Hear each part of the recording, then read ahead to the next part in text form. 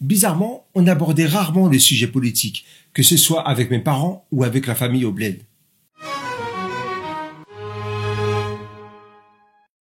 Salut les fidèles, voici notre Maghreb de Proust d'aujourd'hui. Le rapport aux politiques différait selon si on parlait des élections en France ou au bled. Le sujet venait sur la table au moment des élections présidentielles en Algérie.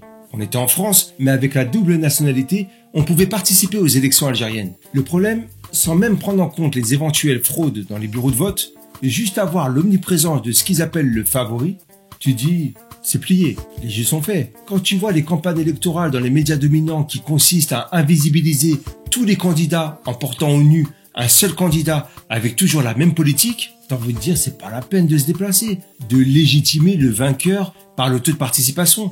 C'est toujours un dilemme en fait, boycott ou pas. Est-ce que l'abstention ou un faible taux de participation change quelque chose, vraiment? Est-ce que ça annule l'élection? Bah non. Quel que soit le résultat, le roi est toujours là.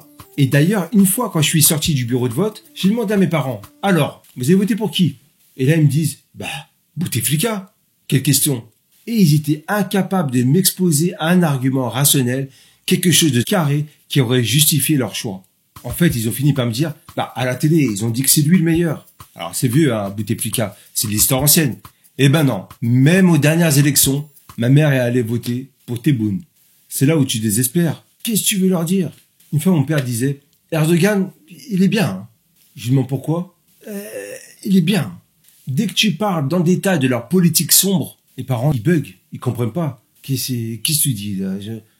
Genre, je vais trop loin, je passe pour lunaire en fait. Et pourtant, ils ont toujours demandé pour qui il fallait voter en France. Parce qu'ils avaient aussi le droit de voter aux élections françaises. Le truc marrant, c'est moi qu'ils appelaient pour savoir pour qui il fallait voter. Je pense qu'au fond, ils pensaient qu'ils étaient vraiment largués sur la situation politique en France, mais à part l'extrême droite où ils avaient bien identifié comme le diable incarné.